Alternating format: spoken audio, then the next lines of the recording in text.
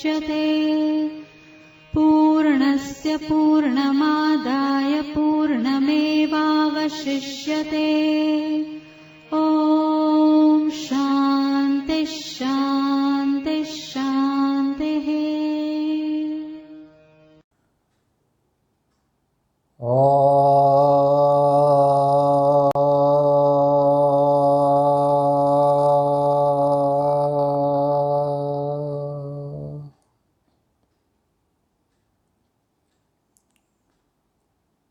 यो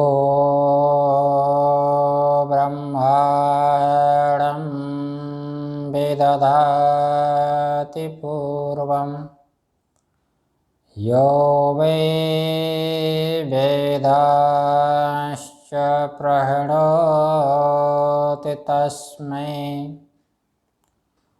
तन्महादेवमात्मबुद्धिप्रकाशम् मुमुक्षुर्वे शरणमहं प्रपद्ये।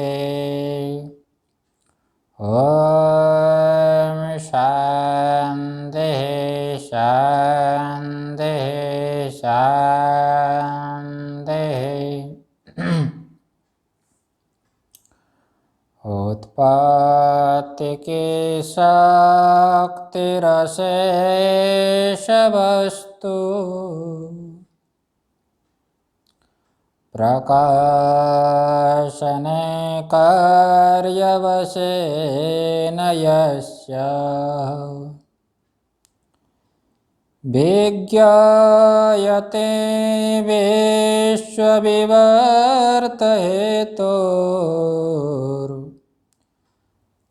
नमामि तां वाचमचिन्त्यशक्तिम्। भक्तारमासाद्ययमेव नित्या सरस्वती स्वार्थसमन्वितासीत्। निरास्तदुस्तारककलङ्कपङ्का नमामि तं शङ्करमर्जिताङ्घ्रिम्। सर्वमङ्गलमङ्गल्ये शिवे सर्वार्थसाधिके शरणे त्र्यम्बके गौरी नारायणि नमोऽस्तुते। शरणागतदीनार्त परित्राणपरायणे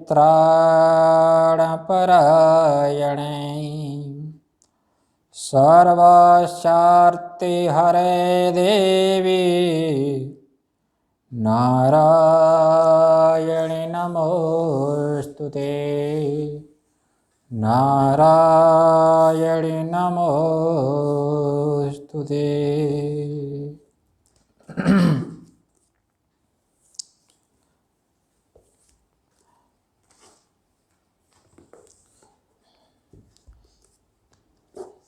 सच्चिदानंद स्वरूपा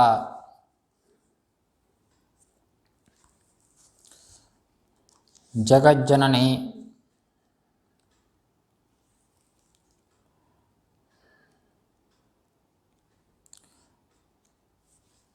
माता त्रिपुरा सुंदरी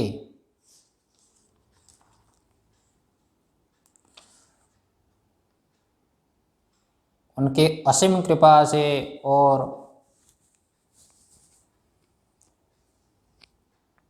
गुरुजनों की असीम कृपा से अहेतु की कृपा से विचार चल रहा है त्रिपुरा रहस्य ग्रंथ के ज्ञान खंड द्वितीय अध्याय के विषय में।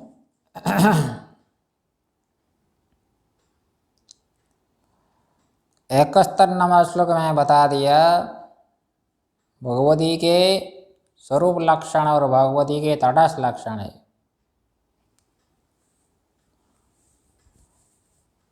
और वही समस्त जीवों की आत्मा है वो।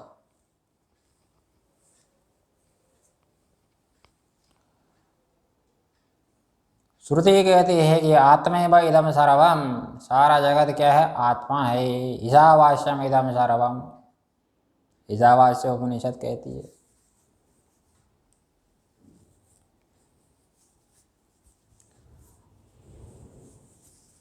एक आत्मरूप पारमार्थिक से, सत स्वरूप से कोई भी अतिरिक्त नहीं है।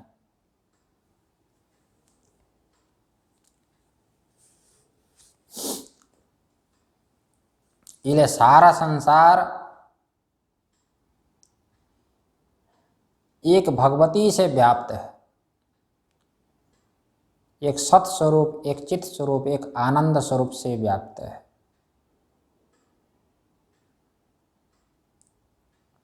और वो शक्ति रूप भी है। इसलिए संसार में एक शक्ति है, अनेक शक्ति नहीं है।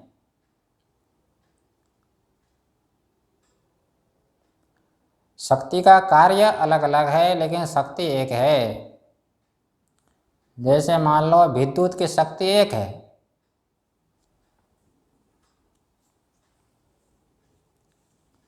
एक विद्युत शक्ति से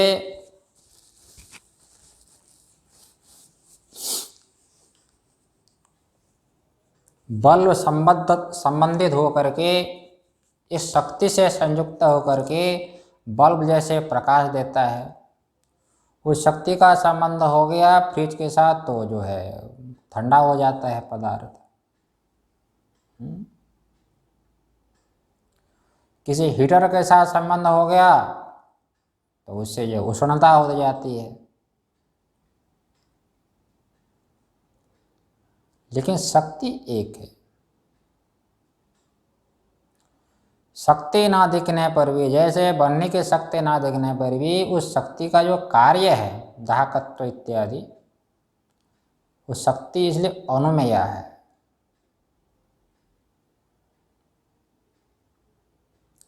इसलिए क्या पशु, क्या पक्षी, क्या मनुष्य, देवी भागवत में ये कहा गया।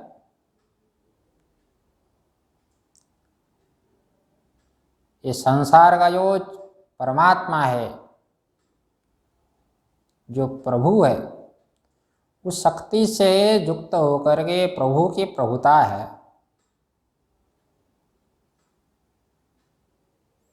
बनने में शक्ति न हो तो दहन आदि क्रिया कोई भी नहीं हो सकती है।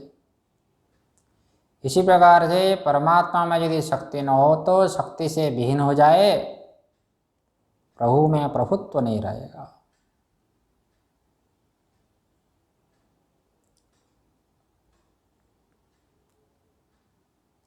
इसलिए सृष्टि कर्तृत्व ब्रह्मा में नहीं रहेगा, पालन कर्तृत्व, पालन रूपी क्रिया कर्तृत्व विष्णु में नहीं रहेगा, संहार क्रिया कर्तृत्व शिव में नहीं रहेगा।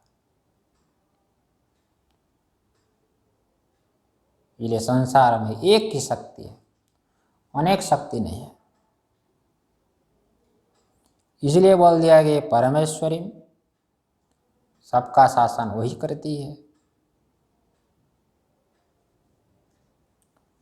और सबके अंदर में वही साक्षी के रूप से विद्यमान है। वो सर्वांतर अनिकेताम, अनिकेत, अनिकेत, अनिकेत बोलते हैं आश्रय को। उसी में सब आश्रित है। क्या घट है, क्या पड़ है, शरीर मन बुद्धि इंद्रियां सब कुछ उस देवी में आश्रित है। और उसका स्वरूप है चिन्मय। श्रुति कह दिए कि विज्ञानम आनंदम ब्रह्म, सत्यम ज्ञानम आनंद ब्रह्म। वो भगवती का स्वरूप चित स्वरूप, ये चित रूपा है। और वही मंगल करने वाली है।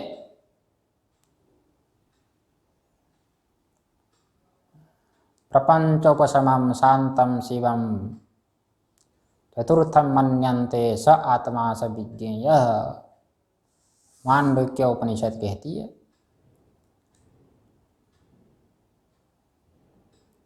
सभी उपनिषदों में सार है मांडुक्य उपनिषद। जब हनुमान जी पूछते हैं भगवान राम से, ऐसा कोई प्रभु साधन बतलाइए, कोई ग्रंथ बतलावे जो मुमुक्षु के लिए पर्याप्त हो, आत्मा कल्याण के लिए पर्याप्त हो।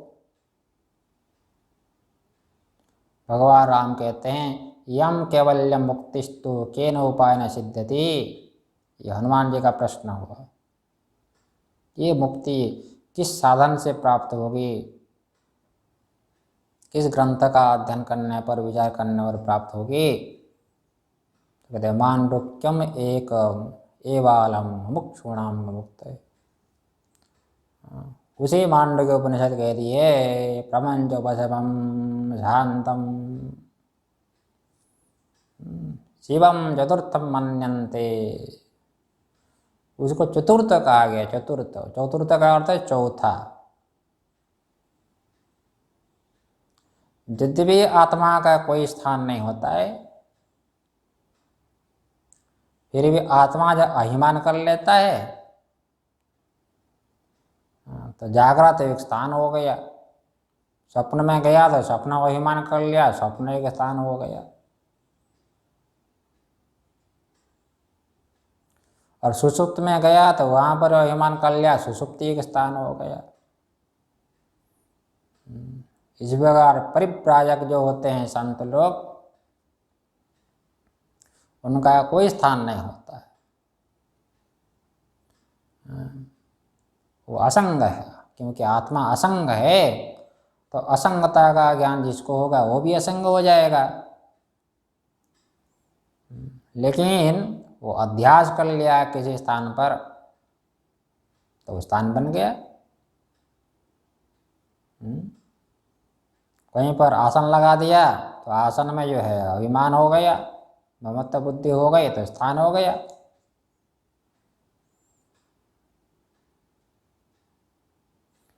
तो अभिमान के कारण आत्मा का स्थान हो जाता है। तो ये जो तीन है, जागृत स्थान अभिमानी, विश्व स्वप्न का अभिमानी, तेय सुषुप्ति का अभिमानी, प्राज्ञ, इस तीनों की अपेक्षा से वो जो कुटस्थ आत्मा है, इसको तुरीय चेतन कहा जाता है मांडुक्य में। उसी को यहाँ पर बोल दिया शिवाम, वो तुरीय चेतन, उसी में सब आश्रित है।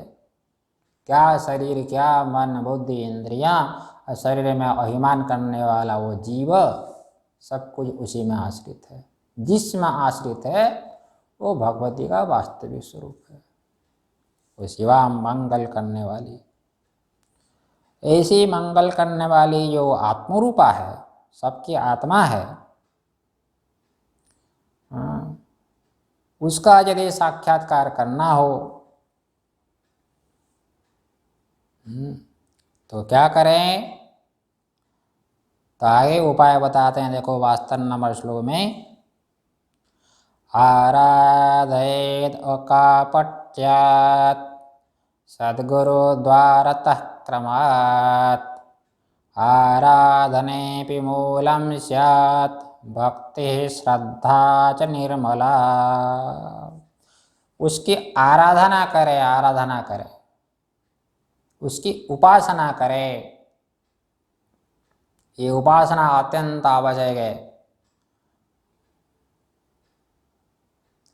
जिसने भगवती की उपासना नहीं किया तो भगवती का बल उसको प्राप्त नहीं हो सकता है। नायमात्मा बलहीन लभ्यः, ये जो बल कहा गया, जिस बल के बिना आत्मा का साक्षात्कार नहीं होता है, वो कौन सा बल? ये शारीरिक बल नहीं है।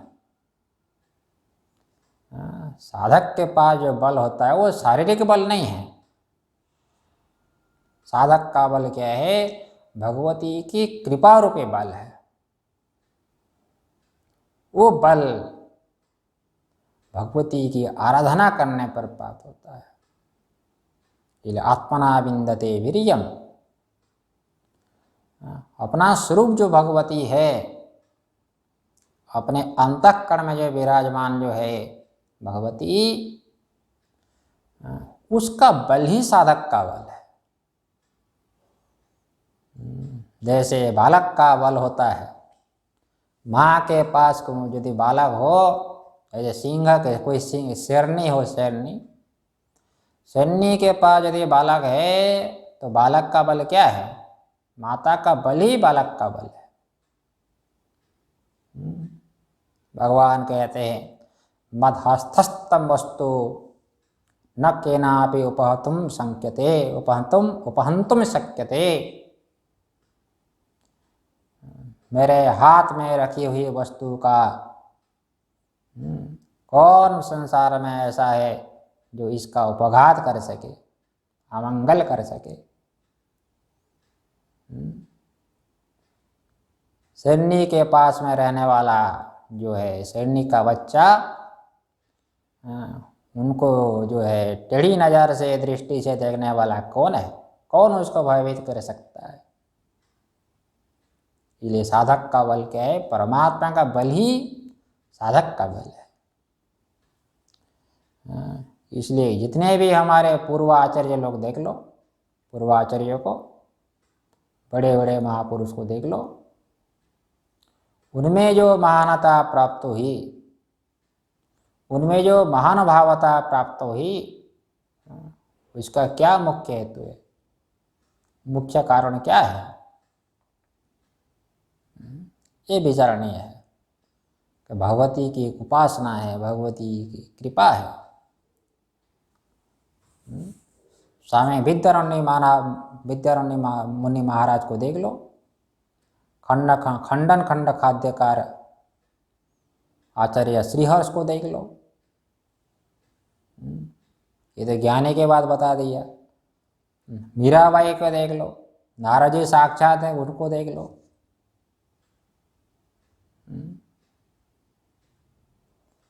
इसीलिए भगवती की कृपा रूपी बल तो चाहिए। नहीं तो हम जानते हैं, बहुत को जानते हैं शास्त्र से,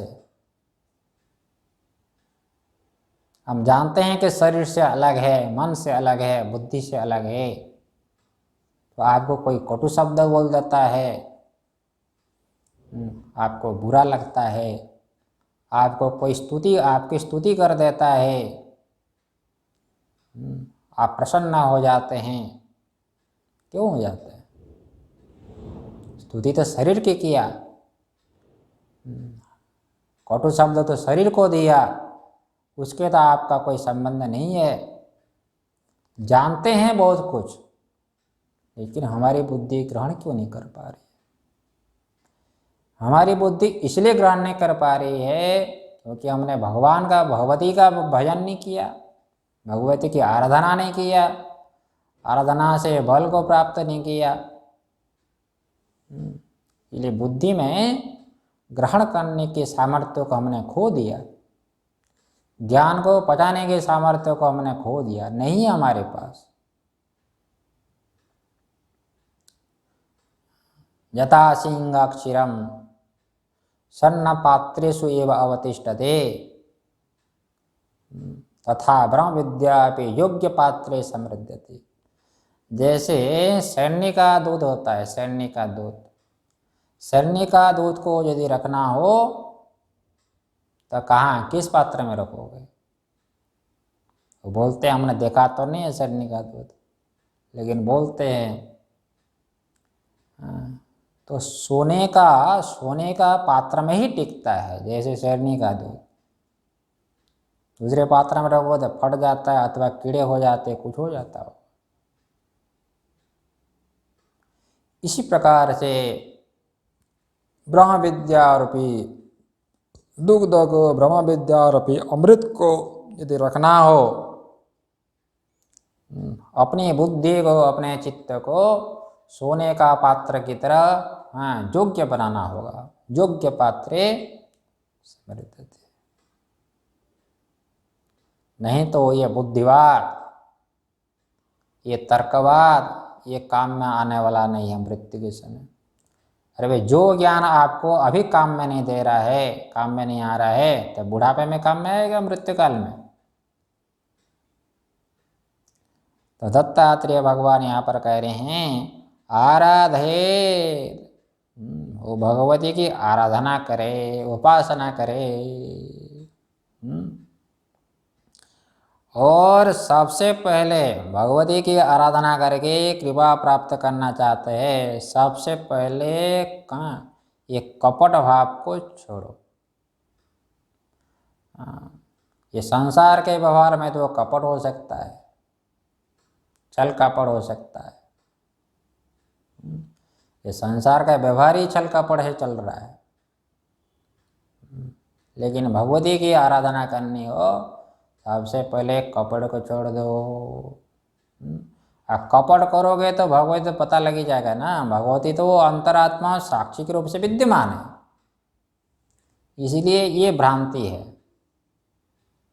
जैसे झूठ बोलने वाला झड़ से झूठ बोल जाता है, वो समझता है कि कोई नहीं जानता है मैं झूठ बोल रहा हूँ। दूसरे को बेवकूफ़ बना देता है झूठ बोल करके, वो अपने को बुद्धिमान समझता है। वो बुद्धिमत्ता नहीं है। अंतर भगवती वो साक्षी के रूप से विद्यमान है, वो सब देख रही है। ये झूठ बोलने वाले को भी देखती है और सच बोलने वाले को भी देखती है। वो देखती है, वो जानती है, वो सर्वज्ञ है, इसलिए तो फल देती है। जीवों के द्वारा किए गए समस्त कर्मों को वो देखने वाली भगवती है, इसलिए सबको अपने अपने किए गए कर्मों के फल को देती है।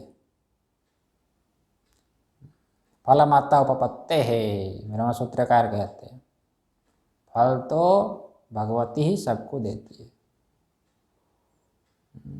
चाहे किसी की उपासना करो, नाम अलग अलग है, क्योंकि सर्वत्र एक ही शक्ति है। चाहे उसको विष्णु के रूप से मान लो, चाहे उसको जो है महादेव के रूप से मान लो, चाहे गणेश के रूप से, चाहे सूर्य के रूप से मान लो, उपासना करो, क्योंकि सर्वत्र एक ही शक्ति विद्यमान है, वही भगवती है।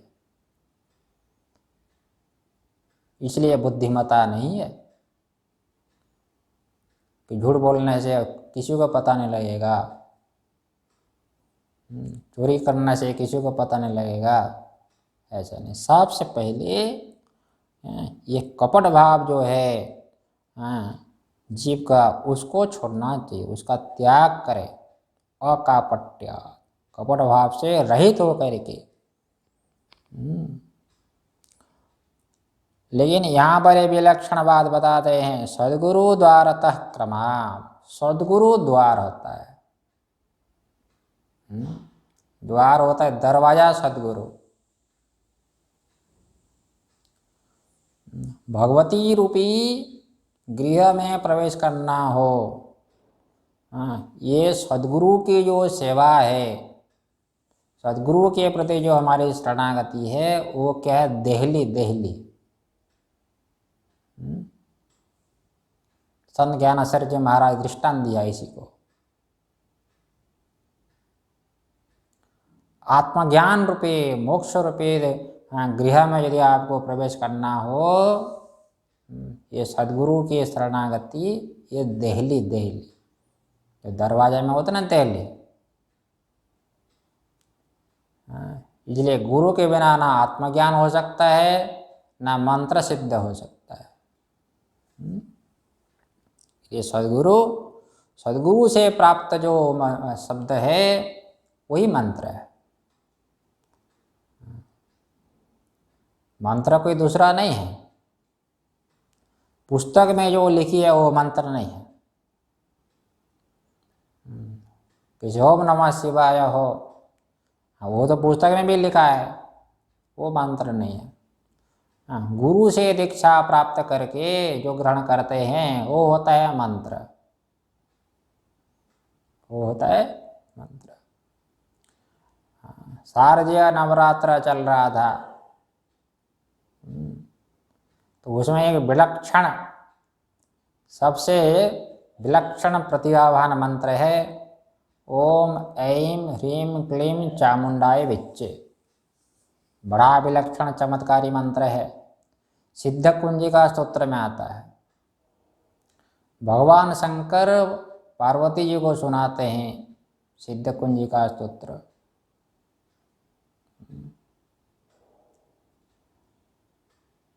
महर्षि पतंजलि लिखते हैं उत्तम जप मंत्र का वही होता है। मंत्र के साथ साथ मंत्र के देवता होते हैं, मंत्र के ऋषि होते हैं, मंत्र के छंद होते हैं, उसका चिंतन भी करना चाहिए और अर्थ का चिंतन भी करना चाहिए। तद जपस तदर्थ भावनम, और श्रद्धा भी हो। केवल इतना नहीं, कोई भी आप स्तोत्र का पाठ करते हैं, चाहे विष्णु सहस्त्र नाम हो, दुर्गा सप्तशती हो, आदित्य हृदय स्तोत्र हो, शिव महिमा स्तोत्र हो, कोई भी स्तोत्र का पाठ करते हैं, उत्तम पाठ उसी को कहा जाएगा। पहले आप महापुरुष के मुख से, अपने गुरु मुख से पहले ग्रहण करो और अर्थ का चिंतन करो पाठ करते समय, और उच्चारण शुद्ध हो और श्रद्धा भी हो।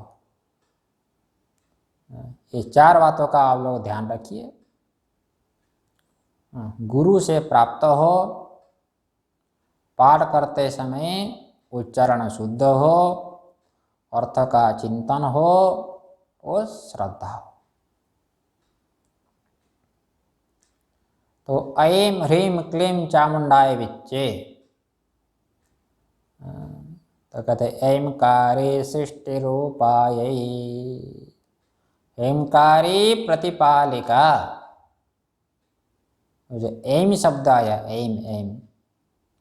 ऐं का अर्थ लिखते हैं, कहते हैं साक्षात भगवान कह रहे हैं महादेव, ऐंकारी सृष्टि रूपाय।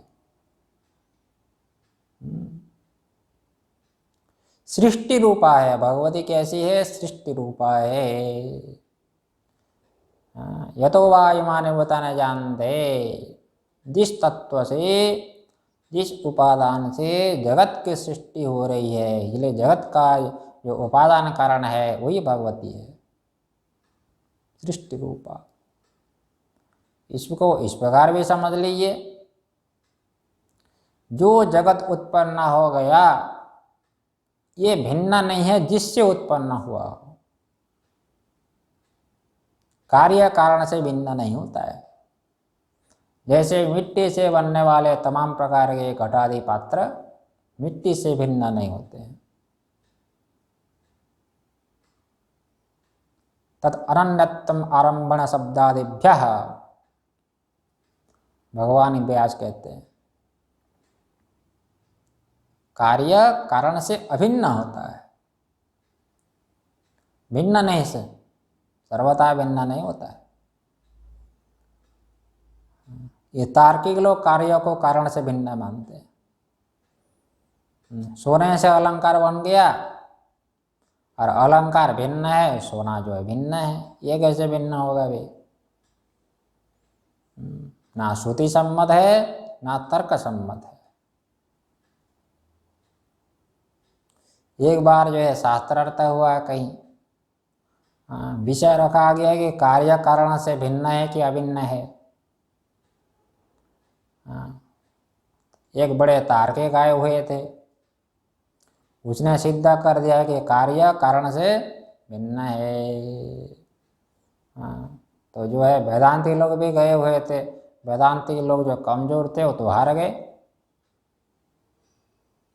अपने गुरु जी के पास आकर कहे गुरु जी आज तो हम हार गए। क्यों, क्या बात हुई? उसने कहा कि विषय रखा गया कार्य कारण से भिन्न है कि अभिन्न है। तार्किक ने सिद्ध कर दिया कि कार्य भिन्न है कारण से। तो फिर जो है वो गुरु को आना पड़ा, संत को आना पड़ा। संत जी ने कहा कि वो राजा शास्त्रार्थ करा रहा था कि राजन ये जो जीते हैं आज सभा में, शास्त्रार्थ में, जिसने जीता है उनको आप जो है पुरस्कार दे दीजिए। पुरस्कार ये दीजिए कि आपके राज्य में जितने भी अलंकार है, सोने से बने हुए अलंकार है, उस अलंकार को ले जाए और सोने सोने को छोड़ दे, सुवर्ण को छोड़ दे। आप ले सकता है। यदि कार्य कारण से भिन्न हो जाए, तो कारण के बिना भी कार्य रहना चाहिए। जैसे पट घट से भिन्न है, कपड़ा घट से भिन्न है, इसलिए घट के बिना भी पट रह सकता है। इसी प्रकार से अलंकार यदि सुवर्ण से भिन्न है तो सुवर्ण के बिना भी अलंकार रह सकता है। इसीलिए कार्य जितने भी होते हैं कारण से भिन्न नहीं है। भगवान शंकर कहते हैं एमकारी सृष्टि रूपा, ये सारा का सारा जगत जो है एक भगवती तत्व से, उपादान तत्व से उत्पन्न हुआ है और उससे भिन्न नहीं है। और उत्पन्न हो गया जगत, जैसे घड़े को बनाने वाला कुंभार हो गया, कुंभार हो गया, कुंभार मर गया, उसका राम नाम सत्य हो गया। लेकिन राम नाम सत्य होने के बाद भी बनाने वाले न होने पर भी घड़ा रह सकता है। लेकिन मिट्टी के बिना घड़ा नहीं रह सकता।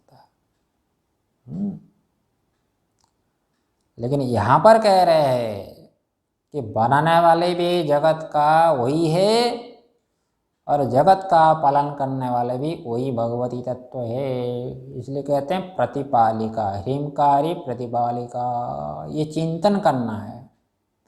मंत्र का जप के साथ साथ आप चिंतन करो। जिस समय आप जप करते हैं ऐं ह्रीं क्लीं चामुंडै विच्चे, उस शब्द का उच्चारण के साथ साथ अर्थ का चिंतन होना चाहिए कि ऐं जिस समय आप उच्चारण करेंगे, मुख से तो नहीं बोलना चाहिए, मन से चिंतन करो। जिस समय ऐं का चिंतन करेंगे उस समय ऐं का जो अर्थ है,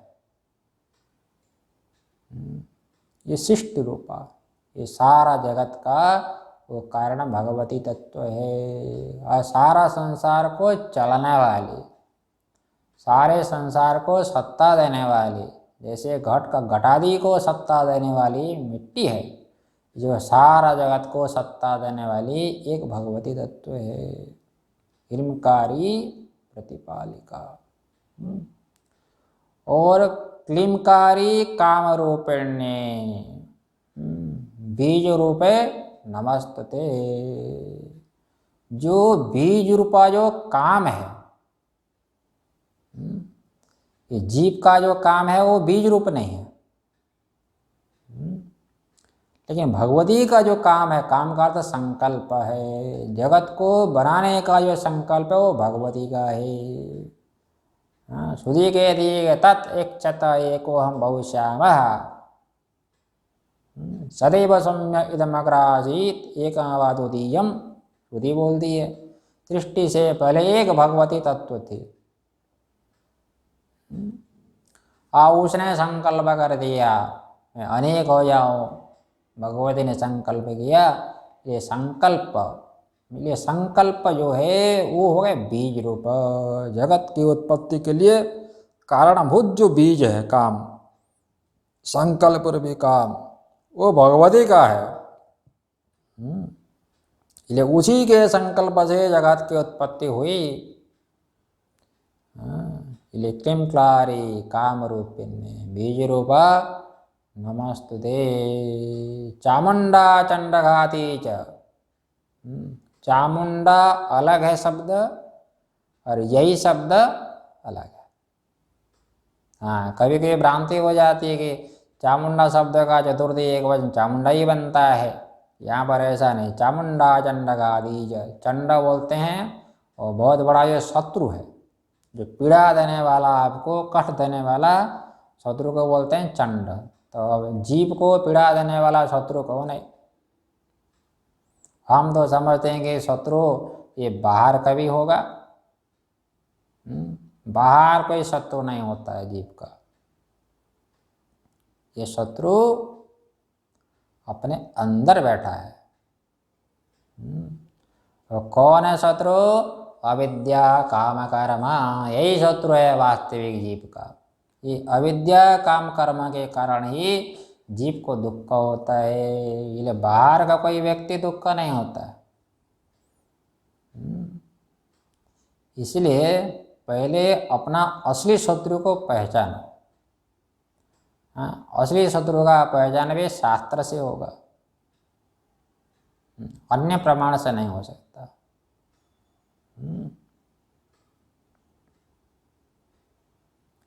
तो अविद्या काम कर्म रूपी जो चंड है उसको नाश करने वाली है भगवती। ये है चामुंडा का अर्थ है, चामुंडा चंड घाती च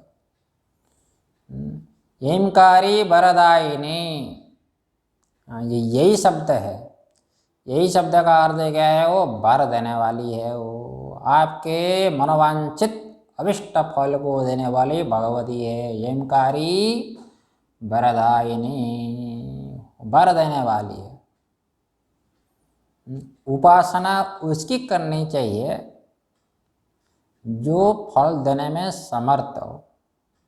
फल देने की सामर्थ्य करने वाला जो होता है उसकी उपासना करनी चाहिए, उसकी आराधना करनी चाहिए। जैसे गौ की सेवा आप इसलिए करते हैं कि गौ की सेवा करने से आपको पुण्य मिलेगा, है कि नहीं? क्योंकि सामर्थ्य है, गौ माता में सामर्थ्य है। देहात के गांव आदि में वो लोग जो भोजन बनाते हैं और गौ माता को पहली रोटी देते हैं। इसलिए समस्त पशु का प्रतिनिधि गौ माता होती है। इसलिए भूत यज्ञ हो जाता है गौ माता को देने से। हाँ, वो देने से गौ को खिलाना एक यज्ञ है, यज्ञ है। उससे आपको फल प्राप्त होता है, पुण्य रूपी फल प्राप्त होता है। लेकिन कुत्ते की सेवा करेंगे तो क्या मिलेगा आपको? हाँ, कोई पुण्य मिलने वाला तो है ही नहीं। हाँ, अपितु वो स्वयं कुत्ता तो है ही, आपको भी कुत्ता बना देगा दूसरे जन्म में। इसलिए कुत्ते से ज़्यादा प्रेम न रखो। अच्छा, तो कह दिया एमकारी वरदायिनी। और जो है बिच्चे बिच्चे चा भयदाम नित्यम, मंत्र रूपे नमस्ते मंत्र रूपिणी। बिच्चे चा भयदा नित्यम। बिच्चे शब्द का अर्थ क्या है? अभयदा। अभयम ददाति असो अभयदा, जो आपको अभय देने वाली हो। ये संसार में कोई नहीं है जो आपको अभय देने वाली हो। अभय का हेतु भगवती है। हाँ, तो अभय का हेतु यदि भगवती है, हमको फिर भय क्यों हो रहा है? वो देवी तो सबके हृदय में विराजमान है ही, वो सबकी आत्मा स्वरूप है, तो हमको भय क्यों होता है? क्योंकि उसका ज्ञान नहीं है हमको। वास्तविक अभय का हेतु क्या है? आत्मज्ञान है। भय का हेतु क्या है? द्वैत बुद्धि है। हाँ, द्वितीयाद भय भयो भवति। द्वैत बुद्धि हो तो भय होता है, चाहे द्वैत सत्य हो चाहे झूठा क्यों ना हो, द्वैत बुद्धि हो तो भय होता है। जैसे बालक को माता डराती है कि बेटा भोजन कर ले, कुछ खा ले, दूध पी ले, नहीं तो वो दूसरा बच्चा है दर्पण में, देखो, हाँ, वो बालक का जो प्रतिबिंब दिख रहा है दर्पण में, वो प्रतिबिंब को दिखा के मारा डर मैया डराती है, तू नहीं खाएगा तो वो खा लेगा, दूसरा है, बच्चा डर जाता है। और वही उसी बच्चे को जब ज्ञान हो जाता है, अरे मेरा ही प्रतिबिंब है, मेरे से थोड़ी भिन्न है, अद्वैत बुद्धि रही नहीं, तो कोई भय नहीं होता है। इसी प्रकार से द्वैत को दूर करने वाला, द्वैत का निवर्तक जो अद्वैत ज्ञान है, उस अद्वैत ज्ञान को देने वाली भगवती है। तेषामेवानुकंपार्थम अहम अज्ञानयम तमः नाशयामात्म भावस्तु ज्ञानदीपेन भास्वता। भगवान भगवत गीता में कहते हैं, उसी के ऊपर मैं अनुकंपा करता हूँ जो मेरी आराधना करता है, मेरे आश्रय में रहता है। उसके बुद्धि में, उसके चित्त शुद्ध बुद्धि में मैं अभिव्यक्त हो जाता हूँ। उस ब्रह्माकार, उस चित्त में होने वाले ब्रह्माकार वृत्ति में मैं अभिव्यक्त हो जाता हूँ। इसलिए अभय को प्रदान करने वाली बोल दिया भगवती है, बिच्चे चाभयदा नित्यम मंत्र रूपा नमस्ते। वो मंत्र रूपा है, वो मंत्र रूपा है। इसलिए मंत्र का जो है बड़ा जो है विलक्षण प्रभाव है। ये साधक का सबसे बड़ा बल क्या है? मंत्र है। इसलिए साधक को जरा ध्यान रखना चाहिए, जिस समय हम जप करते हैं मंत्र का, कोई भी मंत्र हो, तो उस मंत्र में अचिंत्य शक्ति होती है। मंत्राणाम अचिंत्या शक्ति ही, जितना हम सोच नहीं सकते हैं उससे बहुत अनंत शक्ति है मंत्र में होती है। लेकिन मंत्र को सिद्ध करना पड़ता है। मंत्र में तन्मयता बुद्धि होनी चाहिए।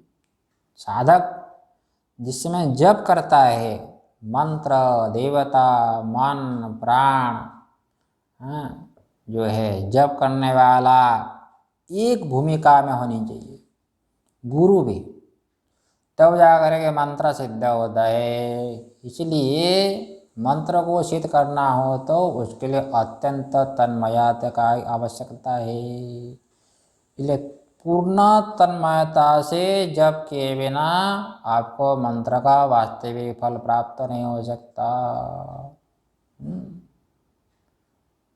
वास्तविक फल यदि प्राप्त करना है तो मंत्र में तन्मयता की बुद्धि होनी चाहिए, नहीं तो मंत्र पूरा फल नहीं दे सकता। मान लो कि जिसके पास बहुत अमूल्य रत्न हो, एक बड़ा अमूल्य रत्न हो, अब उनको महत्व का ज्ञान ही नहीं है, जा करके जो है दुकान में बेच दिया 20 रुपये में, तब बेच दिया तो 20 रुपया फल, 20 रुपया तो मिला। वो क्या जो अमूल्य रत्न का वास्तविक फल है क्या? फल तो 20 रुपये मिला, लेकिन वो वास्तविक फल नहीं है, वो पूर्ण फल नहीं है।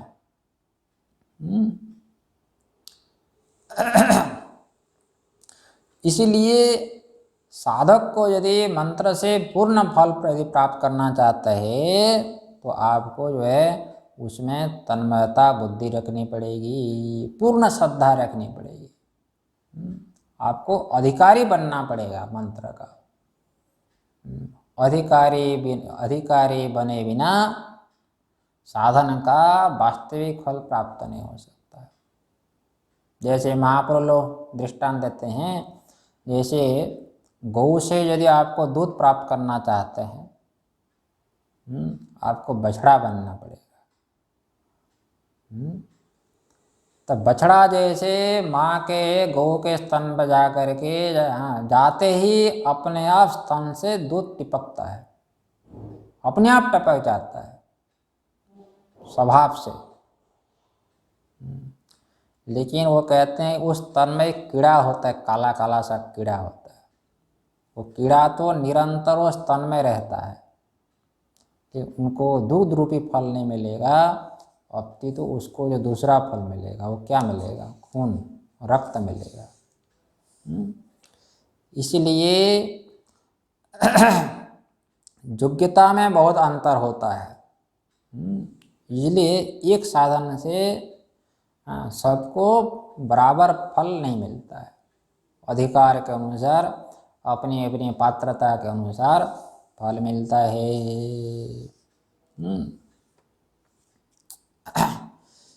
इसलिए साधक का बहुत बड़ा बल होता है मंत्र। मंत्र के ऊपर हम कुछ प्रकाश डाल रहे हैं, क्योंकि उस मंत्र में गुरु का निवास भी होता है, परमात्मा का निवास भी होता है। जिस महापुरुष से आप मंत्र ले हैं वो आपके गुरु हो गए, दीक्षा गुरु है। लेकिन गुरु के भी कई स्वरूप होते हैं।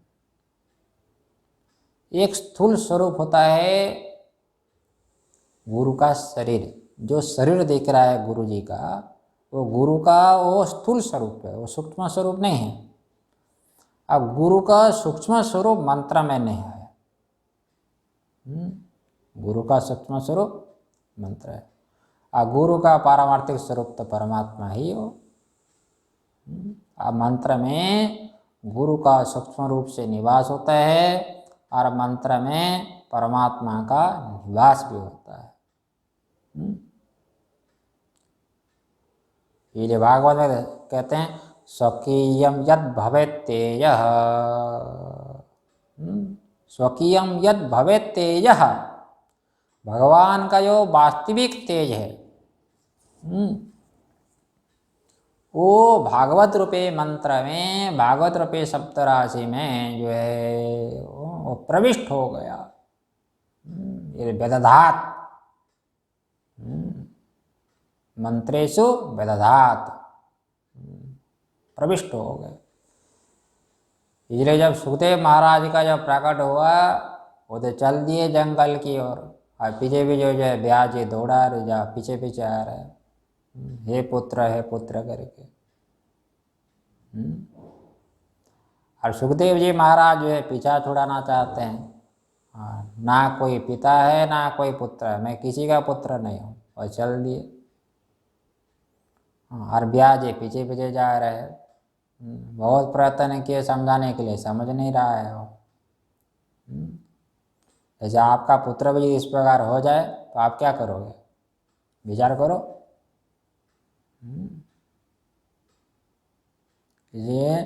इसलिए सुखदेव महाराज एक गुफा में कहीं चले गए, गुफा के अंदर बैठ गए, वो ध्यान में बैठ गए और बाहर ना निकले, और ब्याज परेशान हो गए। ऐसे आपका कोई पुत्र हरिद्वार भाग जाए, विरक्त हो भाग जाएंगे, तो आप क्या करोगे बताओ? आप भी तो पीछे पीछे आओगे। इस प्रकार ब्यास जी जब पीछे पीछे आए, सुखदेव जी महाराज गुफा में अंदर बैठ गए ध्यान में, और बाहर ना निकले। और ब्यास जी जब परेशान हो गए तो ब्यास जी ने क्या किया, और सभी उनके शिष्यों को बुलाया, बुला करके बोले भागवत सुनाओ तुम, भागवत। साक्षात जब भागवत सुनाई दिया सुखदेव महाराज जी को, उनको भागवत के शब्द रूपी मंत्रों में साक्षात परमात्मा दिखाई दिया। आप कल्पना करो, ये होता है मंत्र। इसलिए मंत्राणाम अचिंत्य शक्ति, मंत्र में अचिंत्य शक्ति होती है। इसलिए मंत्र का संस्कार, शब्द का संस्कार, ये मनुष्य जीवन में ही आता है, मनुष्य के चित्त में आता है। ये पशु पक्षी के चित्त में नहीं आता है। इसलिए आप अपने बालक के चित्त में यदि शुभ संस्कार डालना चाहते हैं, शुद्ध संस्कार डालना चाहते हैं, उनके कल्याण की यदि आप कामना करते हैं, तो उसके चित्त में, बालक के चित्त में शब्द का संस्कार डलवाओ। अच्छे कुछ शब्द सुनाओ, कथा सुनाओ, जो भक्तों के जीवनी सुनाओ, अवश्य ही संस्कार धीरे धीरे शास्त्रीय संस्कार आता है। इसलिए शास्त्रीय संस्कार जितना बढ़ेगा, अशास्त्रीय संस्कार, अशोभन संस्कार धीरे धीरे वो दुर्बल हो जाता है। ये इसलिए साधक के लिए गुरु मंत्र ये बहुत बड़ा साधन है। अब गुरु मंत्र तुम्हारे पास है, गुरु जी से मंत्र लिए हो, फिर भी जो चमत्कार नहीं हो रहा है, फल नहीं मिल रहा है, हम इतने दिन से जो है जप कर रहे हैं, हमको फल नहीं मिल रहा है, फल कैसे मिलेगा? उसके प्रति आपकी श्रद्धा नहीं है, उसके प्रति आपकी तन्मयता नहीं है, तो फल कहाँ से मिले? इसलिए उसके प्रति गुरु मंत्र का बहुत बड़ा महत्व बैठाओ अपनी बुद्धि में, उसका आदर, उसका निरंतर जप करो, तब जाकर के मंत्र का फल मिलेगा। इसलिए गुरु मंत्र का विनियोग इसलिए साधक लोग कई प्रकार से कर लेते हैं। एक तो रोधक, मंत्र रोधक हो जाता है। रोधक का मतलब जिस समय आपके चित्त में कोई विकार आ गया, आपका चित्त कहीं बाहर चला गया, अशुद्ध पदार्थ में चला गया, उससे मंत्र का जप कर लो, गुरु मंत्र का जप कर लो, आपका चित्त अवश्य ही शांत हो जाएगा। और शोधन रूपी क्रिया में भी मंत्र का विनियोग कर सकते हैं। भोजन करते समय आप गुरु मंत्र का जप करो,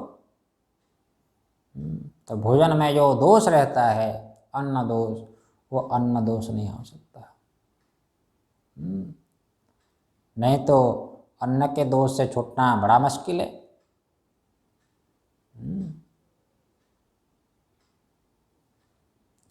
इसलिए गुरु मंत्र साधक के लिए बहुत बड़ा साधन है। तो ये आपको बता दिया जो सिद्ध कुंजिका सूत्र में बहुत बड़ा चमत्कारी मंत्र है। इसका आप लोग जप करो, अवश्य ही आपके जीवन में चमत्कार होगा, आप परमार्थ मार्ग पर आगे बढ़ सकेंगे। तो ये बता दिया मंत्र का। और मंत्र अवश्य ही गुरु से प्राप्त करो। दत्तात्रेय भगवान यहाँ पर साक्षात बोलते हैं, सद्गुरु द्वारतः क्रमात्, सद्गुरु के माध्यम से ही मंत्र की दीक्षा लेकर के भगवती की उपासना करो। आगे देखो, आराधने मूलम स्याद भक्ति श्रद्धा निर्मला। भगवती की आराधना करने में मूल क्या है? भक्ति। भक्ति अत्यंत आवश्यक है। भक्ति भी करना इतना आसान नहीं है, बहुत कठिन है। रघुपति भक्ति करत कठिनाई, गोस्वामी जी बोलते हैं। भगवान के सच्ची भक्ति करनी हो तो बड़ा कठिन है, इतना आसान नहीं है। क्योंकि भगवान की यदि सच्ची भक्ति करनी हो तो संसार का कोई भी बल काम नहीं करता है। ये जो बल है, किसी को जो है विद्या का अभिमान है, किसी को शारीरिक बल का अभिमान है, किसी को जो है जो पूर्वजों को लेकर का अभिमान है, हमारे जो है संबंधी बड़े बड़े आदमी है, हमारे पहचान पुलिस वाले हैं, नेता लोग हैं। तो ये जो अभिमान है, ये किसी भी प्रकार का संसार का बल भक्ति के साथ, परमात्मा की आराधना के साथ कोई संबंध नहीं है। तुलसीदास जी महाराज बहुत सुंदर दृष्टांत देते हैं रामचरितमानस में, मछली का दृष्टांत देते हैं। जैसे नदी के जो तेज जल की धारा में एक छोटी सी मछली, वो जो है प्रवाह से ना बह करके वो धारा के विपरीत दिशा की ओर चली जाती है, क्योंकि उनमें सामर्थ्य है। इसलिए मछली में जो सामर्थ्य है, बहुत बड़ा बलवान हाथी हो उसमें वो सामर्थ्य नहीं है। मछली की अपेक्षा से बहुत बलशाली हाथी होता है। फिर भी वो जल के प्रवाह से वो बह जाता है, मछली नहीं बहती है। ये हम दृष्टांत में देखते हैं। तो ठीक इसी प्रकार से ये जो भक्ति मार्ग में जो जगत का बल है कोई काम नहीं करता है। क्योंकि व्यवहार में तो दिखावे की आवश्यकता पड़ती है, लेकिन भक्ति में ऐसा नहीं है। क्योंकि संसार का व्यवहार तो दिखावा से चलता है ना। जैसे कई जाते हैं भाई, किसी श्राद्ध आदि कार्य में जाते हैं तो वहाँ पर जो है रोना पड़ता है, दुख न होने पर भी रोना पड़ता है। वो दिखावा है कि नहीं? नहीं रोएंगे, माता जो है फूट फूट करके रोती है। ये स्मशान में जाते हैं तो यह रोते हैं लोग। हाँ, और ऐसा भी है, जिसका मर गया है उनको समझाने के लिए कहते हैं, अरे भी सारा संसार तो मिथ्या है, ये सब माया से है, सबको तो कभी ना कभी जाना पड़ता है। ऐसे समझाते हैं कि बहुत बड़ा ज्ञानी हो।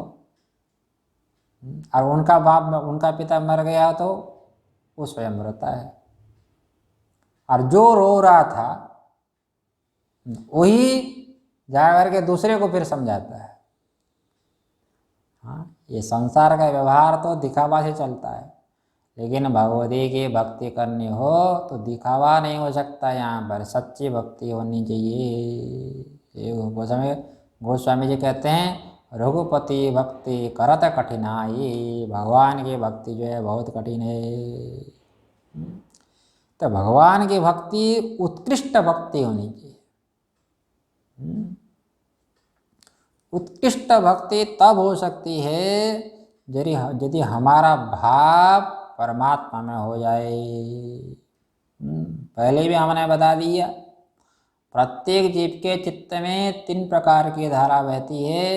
एक कर्म की धारा, एक ज्ञान की धारा, एक भाव की धारा। कर्म का संबंध शरीर से होता है और आपका ज्ञान का संबंध बुद्धि से होता है, लेकिन भाव का संबंध कहाँ पर है? भाव का संबंध आपके हृदय से होता है। इसलिए आपका भाव जिस प्रकार का होगा, कर्म भी उसी प्रकार का आपको फल देगा। वो ज्ञान भी आपको, शास्त्र का ज्ञान, वो भी उसी प्रकार का देगा फल। इसलिए जो भाव की धारा होती है, इसका संबंध सीधा हृदय से होता है। इसलिए जीव की जो भाव की धारा प्रय करके जगत को पकड़ कर रखती है, जगत में वो जीव का भाव बना है। ये मेरा जो है पति है, पत्नी है, पुत्र है, धन है, हाँ ये मेरी गाड़ी है, मकान है।